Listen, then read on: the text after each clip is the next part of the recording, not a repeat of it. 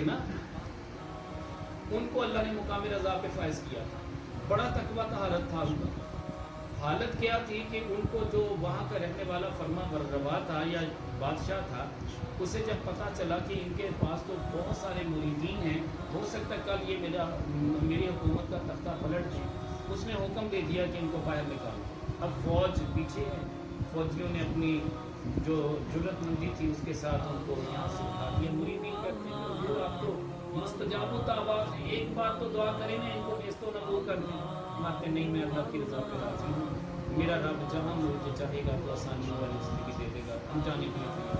अब जा रहे हैं, सवारियाँ नीचे हैं, कोई ऊँटों पे है, कोई घोड़ों पे है, सारा सामान उठा के जा रहे हैं। उस इलाके से उनको बाहर निकाला जा रहा है। उस इलाके से जैसे बाहर निकले 500 फौजी थे, 500 के 500 फौजी लूटना शुरू कर देते थे। अब इन्होंने कौन सा वापस आना, वो लूटना शुरू कर देते। जब आपकी नवासी आपके घोड़े पे सवार थी, आपके साथ बैठी थी, उसके कान में जो सोने की बालियाँ थी ना, एक डाकू ने, मैं तो डाकू ही कहूँगा कि डकैती जो उन्होंने शुरू कर दी, उसने बाली को पकड़ के ऐसे ज़ोर से खींचा ना तो उसका कान कट गया, उसकी शोर की आवाज़, उसकी चीखने की आवाज़ निकली। ये गौस मोहम्मद गवाल यारी जो उस मकाम रज़ा पे फायज थे, फ़ौरन अल्लाह जल्ल शानो की बारगाह में मुल्तजी होता है कि बारी ताला इतना जुल्म मेरे ऊपर। ये कहना था, आपके हाथ में जो झंडा था जिसको हम घोड़ा भी कहते हैं, घोड़ा चुनाने के लिए होता है, तो आप इस तरह एक बार घुमाते हैं नीयत करके कि या अल्लाह मैं इन सारे फौजियों के साथ कदम करना चाहता हूँ। ये कहना था, ऐसे ही हाथ से ऐसे उन्होंने घुमाया, 500 के 500 फौजियों के साथ कदम। हुज़ूर, अल्लाह के वली के अंदर बड़ी ताकत होती है, लेकिन बात वही है कि अल्लाह के वली इस तरह के काम करते नहीं हैं, वो सब्र और रज़ा के पैकर होते, इसमें कोई शक नहीं। लेकिन यहाँ मुकाम रज़ा पे फायज ना हो पाए। अब आवाज़ क्या आती है कि ए गौस मोहम्मद गवाल यारी, तूने हमारी रज़ा पाली थी, लेकिन अब मुकाम रज़ा से तू गिर चुका है। मुकाम रज़ा पे अगर फायज हुआ तो मेरे नबी का नवासा फायज हुआ। इमाम हुसैन रज़ी अल्लाह तआला अन्हु 72 92 कुर्बान कर देते हैं, 6 माह का लिए असगर भी पेश कर देते हैं, और अल्लाह की रज़ा पे फिर भी राज़ी रहते कि बारी ताला तू मुझ पे राज़ी हो जा, मेरा दान मन धन, मेरा माल, मेरी औलाद, मेरी जान, मेरा सब कुछ तो तेरे कदमों पे निछावर है। तो यार ये सारी बातें हर बंदे के बाद बस में नहीं होती। तो हमने जब भी दुआ मांगी है, हमेशा याद रखें कि अल्लाह ताला का शुक्रगुजार बंदा बनने की दुआ मांगे कि अल्लाह अपनी नेमतों पे शुक्रगुजारी की तौफीक दे। कभी ये ना कहें, मैं कहता हूँ मेरे आका अलैहिस्सलाम के सहाबा में भी ऐसे थे जो इतना बड़ा जज्बा नहीं रखते थे, जैसे हसन बिन साबित रज़ी अल्लाह तआला। आप इस हवाले से बहुत डरते थे, जिहाद में नहीं जाते थे। अर्ज़ करते हैं हुजूर, बड़ा डर लगता है, सच्ची बात, ये जो तलवारें देखकर मुझे वैसे डर आ जाता है, मैं जिहाद में नहीं जा सकता, मुझे दरगुजर फरमाइए और मुझे साथ भी रखिए। मेरे आका अलैहिस्सलाम के प्यारे सहाबी थे, मेरे आका अलैहिस्सलाम ने उनके जोश और जज्बे को देखा कि उनके अंदर जोश और जज्बा है, लेकिन सिर्फ बात की हद तक है, जंग नहीं लड़ सकते, तलवार नहीं उठा सकते, जंग में जा नहीं सकते, मुकाबला कर नहीं सकते। मेरे आका अलैहिस्सलाम ने ड्यूटी क्या लगाई, मैं तो मिंबर पे बैठ के सिर्फ बस तारीफ़ें करता हूँ और मुसलमानों की तारीफ़ें कर, जहाँ तक कि उन्होंने मुसलमानों की इतनी तारीफ़ें की, इतनी बहादुरी के गुण गाए कि वो जो जज्बा मुसलमानों के अंदर उजागर किया, वो मैं कहता हूँ तलवार से बढ़ के ज़्यादा काम कर लिया, वो जज्बा इतना ज़्यादा था। बात ये है कि हिस्सा बकदर मुसलमान, जिसके पास अल्लाह ने जो सलाहियत दी है, वो अपनी उस सलाहियत को बुराईकार है। एक बंदा वाकई डरपोक है, वो नहीं जा सकता धरनों में, वो नहीं जाके मुकाबले कर सकता, तो वो कम से कम बैठ के दुआ तो कर सकता है कि या अल्लाह मेरे मुल्क को, मेरे मुल्क पाकिस्तान का अमन सलामती का गहवारा बना दे, या अल्लाह इसमें दुश्मन अनासर को नेस्तो नाबूद कर दे, या अल्लाह जितने भी मेरे आका अलैहिस्सलाम के शहदाई हैं, वो खा गवर्नमेंट के ऑफिसर्स हैं, खा वो मुसलमानों के अंदर मौजूद है, या वो जो लबैक वाले हैं, या अल्लाह जो भी तुझे मकबूल है मुसलमान कर, ये दुआ तो याद सकते। ये बहुत बड़ा हिस्सा है। वो बुलबुल जो था उसने एक कतरा पानी का ला के पेश किया था, कहाँ जहाँ इब्राहिम अलैहिस्सलाम है वो जगह भी देखी, वो यहाँ पे ये दरवाजे के बैक साइड पर नमरूद के वो खटरात है जहाँ उसने आग लगाई थी, और 40 दिन तक आप उस आग के अंदर रहे, आग ठंडी हो गई, ऐसे गुलजार बन गए, और वो बुलबुल लेके आया था एक कतरा, उसने कहा कि वो पुलिस का मगर मेरे पास में सिर्फ एक जो मैं अपनी चूँच में ला सकता। अल्लाह करीम जल्ला वाला ने उसको इतना मकबूल कर लिया, वो परिंदा इतना मकबूल है कि आज भी सच्ची बात है, अगर دیکھا جائے تو علامہ اقبال نے بھی اس کا تذکرہ کیا ہے، اولیاء اللہ بھی تذکرہ کرتے رہے، تو یہ اس بلبل کا خاصہ تھا کہ اللہ جل شانہ نے اس پرندے کو مقبول کر لیا۔ لیکن وہ جو گرگٹ جس کو کہتے ہیں گرگٹ کہتے ہیں، اس نے صرف پھونک مار کے صرف آگ کو پڑھانے کی کوشش کی تھی۔ میرے آقا علیہ الصلوۃ والسلام فرماتے ہیں اس گرگٹ کو اگر خانہ کعبہ کے پردوں میں بھی دیکھو تو وہیں قتل کر دو۔ اب گرگٹ کو مارنے کا حکم ہے، بلبل کو ہمیشہ پانی پلانے کا حکم ہے، تو گرمی آ گئی ہے، روزہ رکھنے سے آپ کو پیاس محسوس ہوتی ہوگی، تو ان پرندوں کو بھی پیاس لگتی ہوگی۔ میں کہتا ہوں کہ یار جب پانی پلانے کی باری آئے نا، میری بات یاد رکھنا کہ نہ صرف پرندوں کو پانی پلانے کے لیے آپ اپنے گھر پہ اہتمام کر لیں، وہاں پہ برتن میں پانی روزانہ ڈال دیا کریں، جو پرندے پانی پی کے جائیں گے نا آپ کے لیے برکت کی دعا کریں۔ یار یہ مفت کی نیکیاں، پانی پہ آپ کو پیسے نہیں خرچ کرنے پڑیں گے۔ میں کہتا ہوں کہ یار یہ تو بہت دور کی بات ہے، ایک بھیڑ جس کو ہم کہتے ہیں نا جو کاٹ لیتی بندے کو، وہ بھی اس میں سے پانی پیے گی تو وہ بھی دعا کرے گی آپ کے لیے۔ یار میرے رب نے پیدا تو اسے بھی کیا ہے نا، یار ایک کتا جو ناپاک ہوتا ہے آپ اسے بھی اگر پانی پلا دیں گے وہ بھی آپ کے لیے بخشش کی دعا کر دے گا۔ وہ بہت بڑی ایک فاحشہ خاتون تھی نا، میرے آقا علیہ الصلوۃ والسلام نے اس کا تذکرہ کیا کہ اس نے اپنے موزے کو اپنے دوپٹے کے ساتھ، دوپٹے کی مختلف اس نے قطریں بنائی، باندھ کے پانی نکالا، جو کتا پانی وہ کیچڑ سے اپنا پانی چوس رہا تھا اسے جب وہ پانی پلایا تو اللہ کریم جل وعلا نے اس فاحشہ کو صرف اس کے اس عمل کی بنا پہ بخش دیا۔ میرا رب بڑا بے نیاز ہے، تو یہ چھوٹی چھوٹی نیکیاں کیا کریں یار۔ بہرحال یہ ابھی میں نے 2 نبیوں کا تذکرہ کیا، ابھی ایک تذکرہ اور باقی تھا، انشاءاللہ اگلے دن میں وہ بھی تذکرہ کریں گے۔ اللہ کریم جل وعلا ہمیں توفیق دے، اس پہ عمل کی توفیق دے، اس لیے کہ باتیں بے شک تھوڑی ہوں لیکن ان پہ عمل ہو۔ اگر ہم عمل کریں گے نا، ان میں سے کوئی ایک بات بھی آپ کے ذہن میں یاد رہ گئی اور آپ نے اس پہ عمل کر لیا، نہ صرف آپ کی بخشش ہو جائے گی بلکہ میری بخشش کا بھی سامان ہو جائے گا۔ تو کوشش کریں کہ یار رمضان المبارک سے بھرپور فائدہ اٹھائیں اور دینی کتابوں کا مطالعہ کریں، اسی طرح علماء کے بیانات سنیں۔ اگر ایک بندہ کہتا ہے یار میں کتابیں پڑھ نہیں سکتا، مجھے پڑھنی آتی نہیں ہے، یار وہ سن تو سکتا ہے نا، علماء کو سنیں بیٹھ کے، اپنا وقت بہترین گزاریں، اس لیے کہ جب آپ کا وقت اچھا گزرے گا اس کا فائدہ کیا ہوگا کہ رات کو جب آپ سوئیں گے مدینہ نظر آئے گا۔ سبحان اللہ۔ سچی بات ہے، اگر وقت دن کو اچھا نہ گزرا، رات کو چور اور ڈاکو آپ کے پیچھے لگے ہوں گے، گندگیاں ہوں گی، پیشاب اور پخانے ہوں گے، آپ بے وضو ہوں گے، حالت یہ ہوگی چور آپ کے پیچھے ہوں گے اور درندے آپ کے پیچھے ہوں گے، سانپ آپ کے پیچھے ہوں گے، ہر طرح کی مایوسیاں آپ پہ مسلط ہوں گی۔ یار اس سے کہیں بہتر نہیں کہ اپنے دن کو بہتر کر لیں، رب تمہاری راتوں کو بہتر کر دے۔ ٹھیک ہو گیا، جیسا کرو گے ویسا بھرو گے، کما تو دین و تدان، تو دن کو اچھا کرو گے تو رات کو بھی اچھا ہوگا، دن کو برا کرو گے تو رات کو بھی برا ہوگا۔ لہٰذا راتیں اپنی بہترین بنا لیں، رات کو جب سوئیں تو سچی بات ہے میں سو جاؤں یا مصطفیٰ کہتے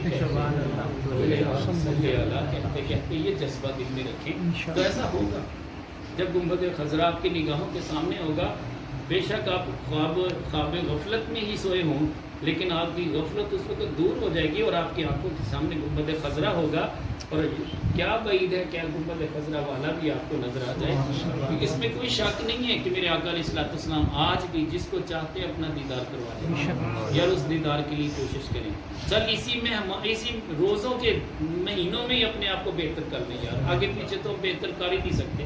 اب تو ماحول ہی ارد گرد آپ کسی مسجد میں چلے جائیں آپ کو اچھا ماحول ملے گا۔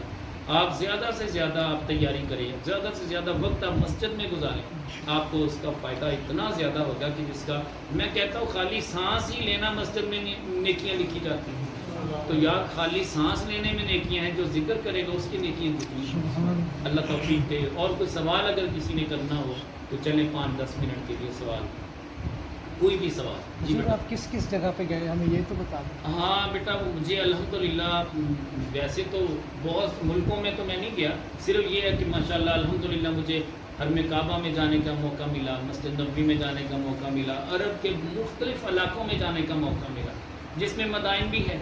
مدائن صالح جو ہے جہاں صالح علیہ السلام کی قوم آباد تھی، اور اسی طرح شعیب علیہ السلام کی قوم تھی جہاں پہ عذاب نازل ہوا، جہاں الٹرا وائلٹ چھوائیں ڈائریکٹ آیا کرتی تھی اور آج بھی آتی ہیں وہاں۔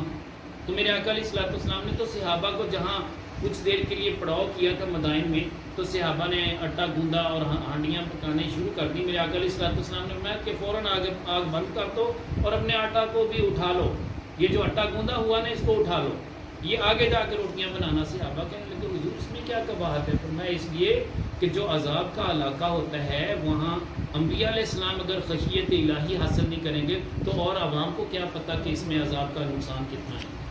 آج بھی وہاں پہ عذاب آ سکتا ہے، اللہ کریم چلنا والا کی بارگاہ میں ہمیں ڈرنا ہے ہر صورت۔ تو وہاں جانا نصیب ہوا، وہاں پہ میں نے پہاڑوں کو دیکھا، بڑے ٹھوس قسم کے پہاڑ ہیں، وہ بس تصویریں میں یہاں نہیں لگا سکتا ورنہ آپ کو دکھاتا، چلیں یاد آ گیا، کافی عرصہ ہی ہو گیا، تصویریں ہیں موجود، فلیکس بنا کے لگائیں گے۔ اس میں یہ ہے کہ وہ اتنے ٹھوس پہاڑ ہے کہ ان کو انہوں نے کاٹ کاٹ کے تراش تراش کے اپنے کمرے ان کے اندر بنائے ہوئے ہیں۔ ان کے جتنے قد ہوا کرتے تھے اس لیول پہ اس کا دروازہ رکھا ہوتا تھا، وہ ایک ملکہ کے ماتحت وہ حکمرانی ہوتی تھی وہاں پہ۔ اب صورتحال کیا ہے کہ وہاں پہ جو نبی تشریف لے گئے اس قوم نے ان کی قدر نہیں جانی تھی، یہاں تک کہ صالح علیہ السلام کی جو اونٹنی تھی ان کی ٹانگوں کو کاٹ دیا تھا۔ اس طرح یہ علاقے بھی دیکھنا نصیب ہوئے، پھر مسقط میں، عمان میں، سلالہ میں، رستاق میں، سہار میں، یہ سارے علاقے، وہاں میں نے حضرت مازن بن غدوبہ، وہ صحابی رسول ہے جن کے مزار پر انوار پہ مجھے حاضری کا شرف ملا کہ جن کو اللہ کریم جل وعلا نے سبب کیا بنایا کہ وہ اپنی معبد خانے میں تھے، عبادت کر رہے تھے، ایک جن ان کا دوست تھا، وہ جن آیا مسلمان ہو کے، وہ کہتا ہے کہ میں ابھی آقا علیہ السلام کے دستے حق پرست پہ بیعت ہو کے آیا ہوں، مسلمان ہو کے آیا ہوں، آپ بھی ابھی اٹھو چلے جاؤ۔ کہنے لگے مجھے سونے تو دو یار، کہنے کہ نہیں میں سونے بھی نہیں دوں گا۔ جن کے ساتھ دوستی تھی، وہ جن آپ کو موٹیویٹ کرتا ہے، آپ کو مدینہ طیبہ پہنچاتا ہے، حرم کعبہ میں پہنچاتا ہے، وہاں جا کے وہ مسلمان ہو کے پھر آتے ہیں۔ اور آج بھی وہاں پہ جو نماز پڑھتے ہیں ہاتھ چھوڑ کے پڑھتے ہیں، کیونکہ ابتدا میں ہاتھ چھوڑے ہوتے تھے، نماز اس طرح پڑھی جاتی تھی۔ یہ جو موجودہ شکل ہے یہ تو میرے آقا علیہ السلام کے آخری زمانے کی نماز ہے جو ہم آپ پڑھ رہے ہیں۔ وہ چونکہ دوبارہ ان کو جانے کا موقع نہیں ملا، وہ اسی طرح نماز پڑھتے رہے۔ اس کا اندازہ مجھے اس بات سے لگا کہ میں نے ان کی مسجد میں جو لائبریری تھی، میں نے جب اس کو دیکھا اس میں ہمارے علماء کی کتابیں پڑھی تھیں۔ تو بات یہ ہے کہ اللہ کریم جل وعلا کس بات پہ راضی ہیں یہ اللہ کو بہتر پتہ ہے۔ تو الحمدللہ پھر یہ ہمارے ملک پاکستان میں جہاں کہیں بھی مجھے جانے کا موقع ملے، میں نے کوشش کی ان میں سے کچھ یہاں پہ تصویریں آویزہ کر دی تاکہ لوگوں کو ذوق ملے اور آگے جانے کا موقع ملے۔ تو یہ چیزیں ہیں، ابھی مطلب بہت سارے علاقے رہتے ہیں، ارادہ تو ہے انشاءاللہ، تو جیسے حالات کچھ بہتر ہوں گے انشاءاللہ دوسرے علاقوں میں بھی جائیں گے، جیسے تمنا تو ہے، اللہ سب کی پوری فرمائے۔ تو اب تو مدینہ طیبہ کی ایک ہر بندے کو، آج بھی مجھے ایک دوست میرے ملنے کے لیے آئے، کہنے لگے کہ بس بابا جی عمرے کی تیاری کریں۔ میں نے کہا فلائٹیں بند میں کیا کریں گے، ٹھیک ہے۔ بہرحال وہ بہت بےتاب لوگ، اب ماشاءاللہ جذبہ ہے ان کے اندر، پیسوں کو نہیں دیکھنا لوگوں نے، بس صرف پرمیشن مل جائے تو سارے جانے کے لیے تیار ہیں۔ اللہ توفیق دے۔ حالات کیا ہے وہاں 3 گھنٹے سے زیادہ حرم میں ٹھہرنے نہیں دیتے۔ اسی طرح مسجد نبوی میں آدھا گھنٹہ صرف 8 دنوں میں ملے گا جو ریاض الجنہ میں موقع ملے گا، اس کے علاوہ نہیں۔ بہرحال اللہ آسانیاں کر دے گا۔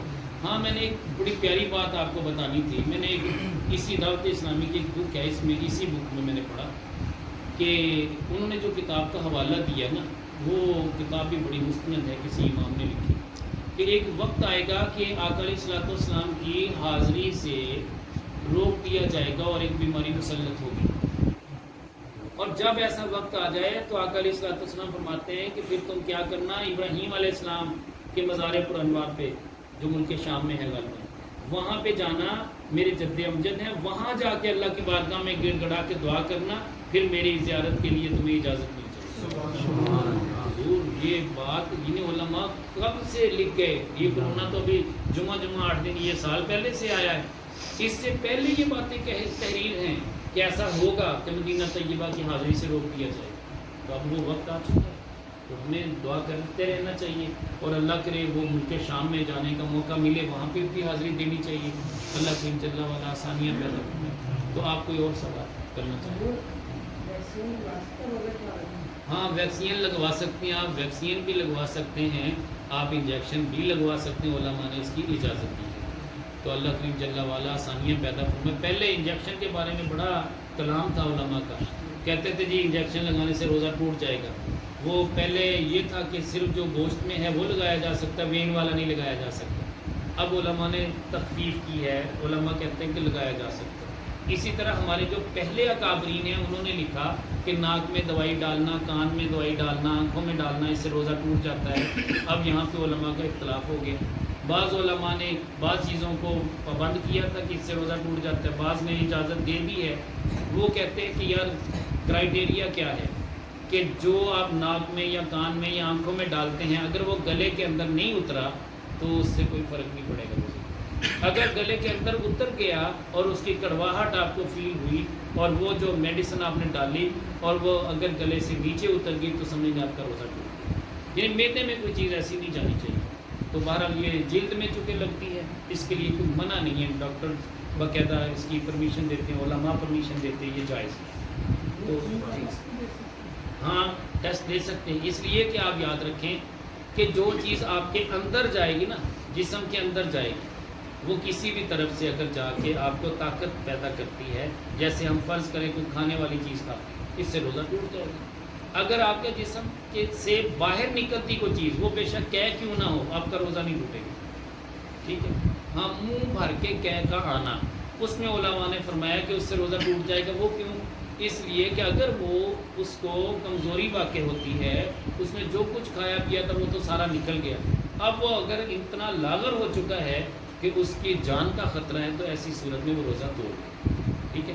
ورنہ روزہ کیا منہ بھر کے بھی آ جائے تب بھی نہیں ٹوٹتا۔ یعنی جسم سے کسی چیز کا نکل جانا، جیسے بلڈ کا نکلنا، آپ بلڈ کی بوتل بھی کسی کو دینا چاہیں تو دے سکتے ہیں، کیونکہ من احیاہ فکانما احیا الناس جمیعا، جس نے ایک زندگی بچائی گویا اس نے پوری نسل انسانیت کو بچایا، ٹھیک ہے۔ تو لہٰذا ہم نے یہ بلڈ دینے میں بھی وہ پرابلم نہیں، دینا چاہیے، اگر دینا پڑتا ہے تو اپنا بلڈ ٹیسٹ کے لیے دینا دیا جا سکتا ہے۔ اور کوئی سوال کسی کا؟ جو آپ نے دوائی جی جی جی جی جی ہاں بیٹا، میں نے نا یہ بڑا اچھا سوال بچے نے کیا کہ ان دنوں میں نے اپنے بابا جی کے مریدین اور خلفاء کی تربیت کے لیے اپنے واٹس ایپ گروپ پہ میں نے دعائیں کچھ بھیجی ہیں، وہ میں چاہتا ہوں کہ آپ بھی یاد کر لیں۔ اس کے لیے میں نے فلیکس تیار کروایا، یہاں لگا دوں گا، آپ اس کو کاپی کر کے ضرور یاد کریں۔ اس میں ایک دعا وہ ہے جو عثمان بن ابی العاص رضی اللہ تعالیٰ عنہ کی ہے۔ وہ کیا ہے کہ آقا علیہ الصلوۃ والسلام کی بارگاہ میں حاضر ہوتے ہیں، عرض کرتے ہیں یا رسول اللہ صلی اللہ علیہ وسلم، جب سے میں نے اسلام قبول کیا میرے جسم کی دردیں ختم نہیں ہوتی۔ میرے آقا علیہ الصلوۃ والسلام نے فرمایا اسلام تو دردیں ختم کرنے کے لیے آیا ہے، یہ دردیں لگانے کے لیے نہیں آیا۔ آقا علیہ الصلوۃ والسلام نے فرمایا کہ اپنا دایاں ہاتھ درد والی جگہ پہ رکھ کے 3 مرتبہ بسم اللہ الرحمن الرحیم پڑھنا ہے اور 7 مرتبہ اعوذ بعزت اللہ و قدرتہ من شر ما اجد و حاضر۔ یہ پیر کرم شاہ صاحب نے تفسیر ضیاء القرآن میں بسم اللہ شریف کے فضائل میں لکھا ہے، شروع میں ہی جیسے ہی آپ تفسیر شروع کریں گے شروع میں یہ باقاعدہ آقا علیہ السلام کی یہ حدیث پاک موجود ہے، اس سے درد ختم ہو جائے گا۔ اور میں نے یہ ذاتی طور پہ تجربہ کیا، میں نے ویسے تجربے کرنے نہیں چاہیے، سچی بات ہے، کسی بھی اللہ کے ولی کو کبھی نہ آزمائیں، اللہ کے پیارے نبی صلی اللہ علیہ وسلم کے کلام کو کبھی نہ آزمائیں، آپ کی حدیث کو نہ آزمائیں، ہر چیز پہ یقین کامل رکھیں، آنکھیں بند کر لیں، اس میں آرام آئے یا نہ آئے۔ آرام اگر نہیں آیا تو آپ کی اپنی کوئی کمی ہو سکتی ہے، اللہ کے کلام میں یا اللہ کے محبوب کے کلام میں کمی نہیں ہو سکتی۔ تو بہرحال میرے شدید درد شروع ہوا جس سے میں لوٹ پوٹ ہو رہا تھا، اور بابا جی نے مجھے یہ دم یاد کروایا تھا، اچانک مجھے یاد آ گیا، اس وقت میرے پاس میڈیسن بھی نہیں، میں نے اپنا ہاتھ رکھا، میں نے جب اس یقین کے ساتھ ہاتھ رکھا کہ اللہ کریم جل والا جب اس صحابی کو شفا دے سکتے ہیں ہمیں کیوں نہیں دیں گے، ان کے صدقے میں اللہ ضرور عطا کرے گا۔ یقین کریں میں نے جیسے 7 مرتبہ یہ دعا پڑھی، ہاتھ اٹھایا، میرا درد ختم ہو گیا۔ یہ میں اپنی ذاتی بات آپ کو مثال کے طور پہ سمجھا رہا ہوں کہ آپ بھی یار اتنا یقین کامل پیدا کر لیں، اللہ شفا دے گا۔ اچھا دوسری دعا ہے، وہ بھی 3 لفظ ہیں صرف، وہ کیا ہے؟ حضرت عبداللہ بن عباس جو میرے آقا علیہ الصلوۃ والسلام کے پیارے چچا کے بہت ہی پیارے بیٹے ہیں، عبداللہ بن عباس، جن کی تفسیر ہے تفسیر ابن عباس، بڑی مشہور ہے، جو سب سے پہلی تفسیر ہے قرآن کریم کی۔ بہرحال کہنے کا مطلب یہ ہے کہ ان کو میرے آقا علیہ الصلوۃ والسلام نے لقب دیا تھا، کیا لقب دیا تھا؟ فرمایا اللہم علمہ الکتاب، یا اللہ اسے کتاب کا علم دے۔ یہ جو قرآن کریم کا علم ملا میرے نبی کی دعا کے صدقے میں ملا، اور یہ چھوٹے سے تھے، ان کو مجلس شورا میں بٹھایا جاتا تھا، حالانکہ اس کرائٹیریے پہ پورے نہیں اترتے تھے، لیکن مجلس شورا میں حضرت عمر فاروق رضی اللہ تعالیٰ عنہ بٹھاتے، تو پوچھا گیا کہ اس نوجوان کو کیوں بٹھاتے ہو، یہ تو ابھی اس کرائٹیریے پہ پورا نہیں، میں اس لیے کہ اللہ کی جل وعلا نے اسے جو علم دیا وہ ہمارے پاس بھی نہیں، کہ نبی کی دعا اس کے لیے اللہم علمہ الکتاب، بخاری شریف کی حدیث ہے کہ یا اللہ اسے کتاب کا علم دے دے. اب رب نے اسے کتاب کا وہ علم دیا جو ہمارے پاس بھی نہیں. حالانکہ ایسا نہیں ہے، امیر المومنین سے بڑھ کے وہ عالم دین ہو سکتا ہے. بہرحال یہ ان کی اعلیٰ ظرفی تھی. بعد میں کر رہا تھا کہ آقا علیہ الصلوۃ والسلام کے پاس موجود ہیں. سرکار مدینہ صلی اللہ علیہ وسلم فرماتے ہیں کہ جب بھی کسی بیمار کو دیکھو، اگر اس کی موت واقع نہ ہوئی، اگر اس بیماری سے اس کی موت نہ لکھی ہو، تو پھر یہ 3 کلمے اگر اس بیمار کے لیے تم پڑھ دو گے، اللہ کریم جل وعلا ضرور بالضرور اسے فوراً شفا دے. وہ کیا دعا ہے؟ اسأل اللہ العظیم رب العرش العظیم ان یشفیک. بس یہ میں لکھی ہوئی آپ کو دے دوں گا، پرنٹ کروا لیتا ہوں انشاءاللہ. وہ بلکہ مقبول بیٹا ہے، اس نے پرنٹ بھی کروا دی ہے. آپ مجھے وہ بھیجے گا مقبول کا بھائی ہے محمود، تو وہ دیکھا اس میں کچھ غلطیاں ہیں، اس کو میں پروف ریڈنگ کرنے کے بعد پرنٹ کرواؤں گا اور فلیکس بھی یہاں پہ لگاؤں گا. آپ اسے ضرور اپنے واٹس ایپ میں شامل رکھیں. جب بھی کسی بیمار کو دیکھیں، یار آپ اور کچھ نہیں دے سکتے، دعا تو دے سکتے ہیں. آپ اس کے پاس بیٹھ کے 7 مرتبہ یہ دعا پڑھ دیں. میرے آقا علیہ الصلوۃ والسلام فرماتے ہیں اگر اس کے مقدر میں اس بیماری سے موت نہ لکھی ہوئی ہو تو وہ فوراً سے پہلے ٹھیک ہو جائے. بات یہ ہے کہ اگر اسی وقت وہ ٹھیک ہو جائے اور ہر بندے کو بندہ دم کرتا جائے، وہ ٹھیک ہوتا جائے، تو پھر یہ بندہ کبر میں آ سکتا ہے، تکبر میں آ سکتا ہے. اس لیے اللہ کی جل وعلا اپنی حکمت کے پیش نظر جس کو چاہے گا اس کے دم سے شفا دے گا، جس کو چاہے گا اس کی بیماری کو اور زیادہ بڑھا دے گا، لیکن شفا پھر بھی دے گا. تو یار اس عقیدے کے ساتھ یہ دعا آپ نے پڑھنی ہے. اور تیسری دعا ہے حضرت انس رضی اللہ تعالیٰ عنہ. حضرت انس رضی اللہ تعالیٰ عنہ کو ایک بار حجاج بن یوسف نے پکڑ لیا، پکڑ کے کوئی سزا دینے کا ارادہ کیا. آپ نے برملا کہا حجاج بن یوسف یاد رکھ، تو مجھے کچھ نہیں کر سکتا، میرا کچھ بھی نہیں بگاڑ سکتا. حجاج بن یوسف کو بڑا غصہ آیا کہ یار میں وقت کا فرما روا ہوں، کمانڈر ہوں اور اتنا بہادر جنگجو ہوں، تو یہ مجھ سے ڈرتے نہیں ہیں. حضرت انس رضی اللہ تعالیٰ عنہ فرمانے لگے کہ میں نے ایک ایسی دعا اللہ کے نبی صلی اللہ علیہ وسلم سے سیکھی ہے، میں نے وہ دعا آج پڑھی ہوئی ہے. یاد رکھیں آج کی تاریخ میں تو مجھے کچھ نہیں کر سکتا. اتنا یقین کامل. تو وہ کہنے لگے کون سی دعا؟ کہنے لگے یہ دعا میں پڑھتا ہوں. اور آقا علیہ الصلوۃ والسلام نے فرمایا تھا جو بندہ دن میں ایک بار اس دعا کو پڑھ لے گا اسے کوئی کسی قسم کا کسی جن و انس کا شر نہیں پہنچے، کوئی دشمن اس پہ غالب نہیں آ سکے گا. تو یار ایک مرتبہ یہ دعا، کوئی بیماری اسے لاحق نہیں ہو سکے گی. تو یہ دعا آپ یاد کر لیں. یہ دعا کافی بڑی ہے، اس کے لیے میں چاہوں گا کہ آپ کو لکھی ہوئی دے دوں گا انشاءاللہ. یہ بھی آپ یاد کریں اور میری کوشش ہوگی کہ اگلے جمعے آپ آئیں گے تو پرنٹ شدہ پیپر یہاں پڑے ہوں گے، آپ اپنے لیے لے جائیں. ٹھیک ہے، گھر میں بھی بچوں کو بھی یاد کروائیں گے، خود بھی یاد کریں گے. اور کوئی اول آخر درود پاک نہیں؟ یار وہ تو ہے نا، درود پاک تو ہمارے گھٹی میں فٹ کر دیا گیا، سنیوں کے حصے میں آیا ہی درود پاک. سبحان اللہ. سچی بات میں کہہ رہا ہوں. میرے آقا علیہ الصلوۃ والسلام نے فرمایا کہ اللہ کا ہاتھ ہے جماعت کے اوپر. جماعت وہ ہے جو بخشایا گروہ ہوگا. میری امت کے 73 فرقے ہوں گے، ان میں سے ایک جنتی ہوگا، باقی جہنم میں جائیں گے. کون کہہ رہے ہیں؟ میرے آقا علیہ الصلوۃ والسلام. اور فرمانے کے صحابہ نے پوچھا حضور جو جنتی گروہ ہوگا وہ کون؟ فرمایا جماعت. جماعت یعنی جہاں اجماع ہوگا، جس بات پہ سارے مسلمان اکٹھے ہو جائیں گے. تو الحمدللہ آپ اپنی اکثریت کو دیکھیے، الحمدللہ اللہ نے آپ کو کثرت دی ہے جو درود و سلام پڑھنے والے لوگ ہیں، کثیر تعداد میں ہیں الحمدللہ. تو یہ کرائٹیریا ایک تو یہ.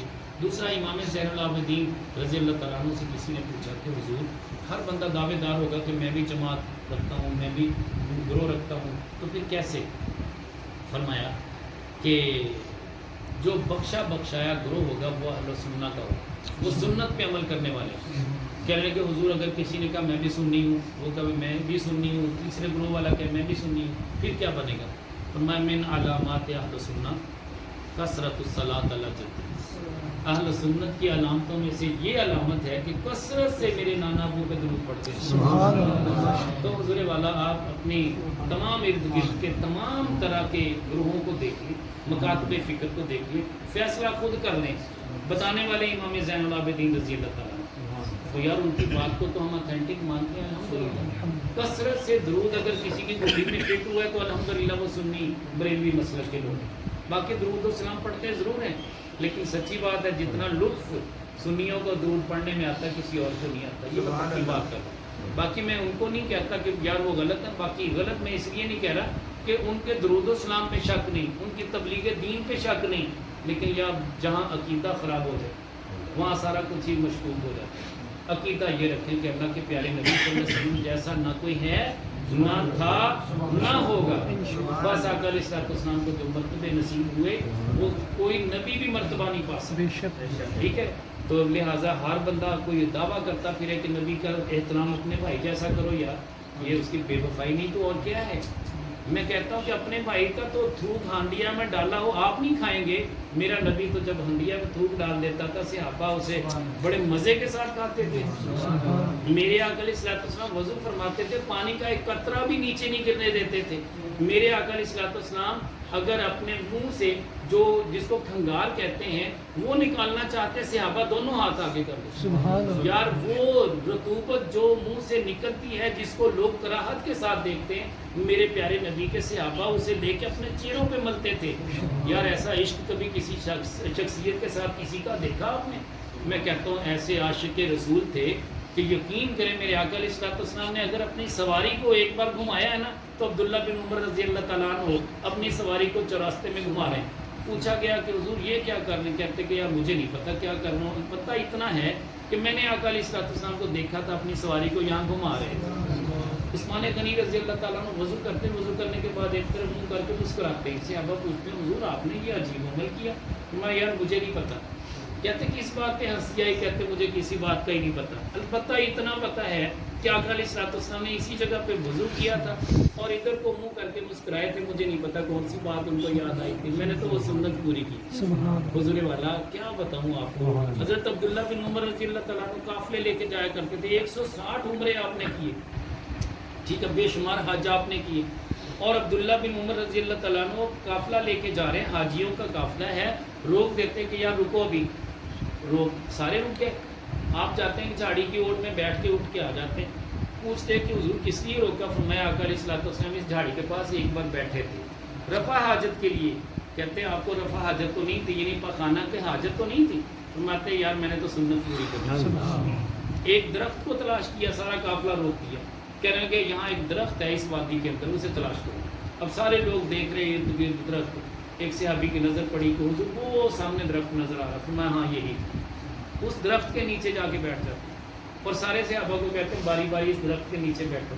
بھی کس لیے عرض کی حضور کس لیے؟ فرمایا اس لیے کہ آقا علیہ الصلوۃ والسلام اس درخت کے نیچے بیٹھے۔ حضور جو اداؤں سے پیار کرتا ہے وہ سنی ہوتا ہے، یہ یاد رکھیں۔ ہاں اپنے آپ کو یہ ایسا سنی نہ بنائیں، میں کہتا ہوں کہ نام نے آپ سنی نہ بنائیں۔ سنت یہ بھی ہے چہرے پہ آپ کے ریش مبارک سجی ہوئی نہیں، آپ سنی بن جائیں یار، اس کو سنت کہتے ہیں۔ میرے آقا علیہ الصلوۃ والسلام فرماتے ہیں فساد امت کے وقت جو میری سنت کا احیاء کرے گا، اسے زندہ کرے گا، تو اسے 100 شہیدوں کا ثواب ملے گا۔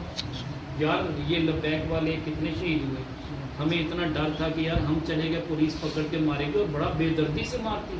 کل میں نے ایک پولیس والے کو دیکھا، یعنی واٹس ایپ مجھے کسی نے بھیجا، وہ کسی شہری کو اس نے پکڑا ہوا ہے، ایک بندے نے پولیس والے نے، دوسرا اس کے پلاس کے ساتھ اس کے ناخنوں کو پکڑ کے کھینچ رہا، اس بیچارے کو کتنی تکلیف ہوئی ہوگی۔ یقین کریں میری ساری رات بے تابی میں گزری کہ یا اللہ اتنا بڑا ظلم تیری مخلوق پہ۔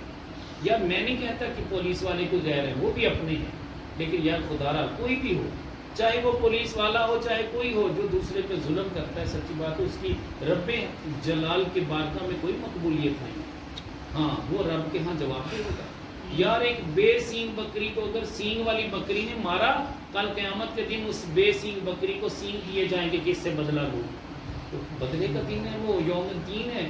تو جب اس کے ناخنوں کو قیامت کے دن فرشتے وہ آگ کی کینچیوں کے ساتھ پلاسوں کے ساتھ کاٹیں گے، کھینچیں گے، کیا بنے گا یار؟ تجھے ڈر نہیں؟ میرے آقا علیہ الصلوۃ والسلام تو وہ نبی ہیں جو رحمت للعالمین ہیں۔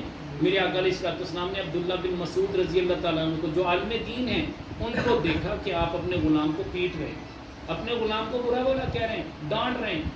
آقا علیہ الصلوۃ والسلام پیچھے سے آتے ہیں، فرماتے ہیں عبداللہ بن مسعود تجھ سے بڑھ کر بھی بہت کوئی ہستی ہے، وہ جس کا نام رب ہے، وہ بڑا بے نیاز ہے، جب پکڑنے پہ آتا ہے بہت پکڑ اس کی سخت ہے، ان بادشاہ ربک اللہ شدید۔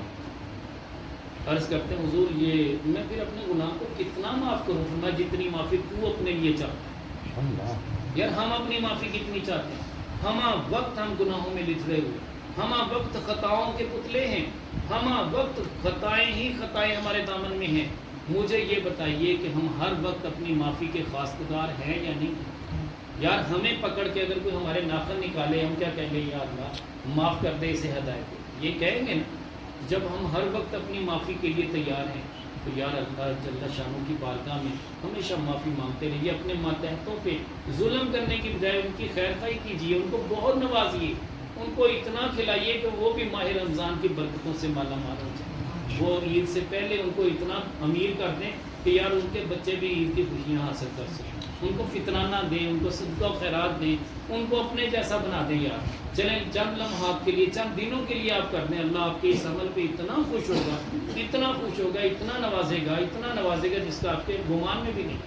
یہ تنخواہ دینی ہے نا یکم تاریخ کو، میں کہتا ہوں تنخواہ یکم کو نہ دیں، آپ یکم سے پہلے دیں۔ یکم کو تو پھر کیا ہوگا؟ وہ تو عید ہوگا۔ تو بہتر یہ ہے کہ یکم شوال کو آپ بعد میں جو مہینے کے بعد آپ نے اجرت دینی ہے، حکم کیا ہے؟ مزدور کو پسینہ خشک ہونے سے پہلے اس کی اجرت دے دی جائے۔ اب مزدور بیچارہ پورا مہینہ مزدوری کرے اور اس کے بعد اس کو آپ دیں مہینے کے بعد، میں کہتا ہوں یار ایسا نہیں۔ ہاں اگر کوئی ارادہ تن کہتا ہے جو مجھے مہینے بعد دے دیں بہتر، لیکن یار ماہ سیام میں کم از کم اس بات کا خیال رکھیں کہ آپ 5-7 دن پہلے دے دیں۔ ہو سکتا ہے انہوں نے اپنی تنخواہ سے بچوں کے کپڑے لینے ہوں، ہو سکتا ہے انہوں نے اپنے گھر میں راشن لینا ہو، تو یار کچھ نہ کچھ کرے۔ اگر آپ کے ماتحت کوئی ملازم ہیں تو 5-10 دن پہلے ان کو، جیسے آج کل کی طریقے کیا ہے، 22 ہو گئی غالباً، آج 22-23 ہے، تو ان دنوں میں تنخواہیں دینا شروع کر دیں۔ آپ کے ماتحت اتنے خوش ہو جائیں گے کہ یار شکر ہے تنخواہ ایڈوانس ملتی۔ یار میں کہتا ہوں بیٹیاں ہیں عمر بن عبدالعزیز کی، آخری بات عرض کر رہا ہوں رضی اللہ تعالیٰ عنہ، وہ بیٹیاں اتنی پاکیزہ ہیں، محبت والی ہیں، وہ پھٹے ہوئے کپڑوں والی ہیں، عرض کرتی ہیں کہ ابو جان ہم آپ کی شہزادیاں ہیں، لوگ ملنے کے لیے آئیں گے عید کے دن، تو ہمارے تو کپڑے بوسیدہ ہیں، پرانے ہیں، تو ہمیں کپڑے لے کے دیجیے۔ وہ کہتے ہیں میری شہزادیاں اسی طرح صبر و رضا کی پیکر بنتے رہیں گی، بڑی اچھی، مجھے ان پہ بڑا مان ہے۔ وہ کہتے ہیں حضور سب کچھ ٹھیک ہے، تو آپ ہمیں عید کے لیے کپڑے دیں۔ اصرار بڑھ گیا۔ اولاد کس کو پیاری نہیں ہوتی؟ سبھی کو پیاری ہوتی۔ عمر بن عبدالعزیز اپنے خزانچی کو کہتے کہ یار میری تنخواہ ایڈوانس دے دیں۔ وہ خزانچی کتنا نیک تھا، کتنا عالم دین تھا، وہ کہتا ہے حضور آپ مجھے لکھ کر دیں کہ آپ کی زندگی کی بقا ہے، آپ زندہ رہیں گے، اگلے مہینے کی آپ کی جو تنخواہ بنتی ہے، جو آپ ایڈوانس لے رہے ہیں، کیا اگلے مہینے تک آپ زندہ رہیں گے؟ آپ کی آنکھوں میں آنسو آ گئے کہ یار جہاں خزانے بانٹنے والا خزانچی ایسا ہو، وہاں اگر اسلام کا دورہ نہیں ہوگا تو اور کیا ہوگا؟ وہ واپس اسی طرح آ گئے، بیٹیوں کو کہتے ہیں کہ بیٹی مجھے نہیں پتا کہ میں نے کل تک زندہ رہنا ہے یا نہیں رہنا، تو لہٰذا ایڈوانس تنخواہ نہیں مل سکتی، لہٰذا تم انہیں کپڑوں میں عید گزارا۔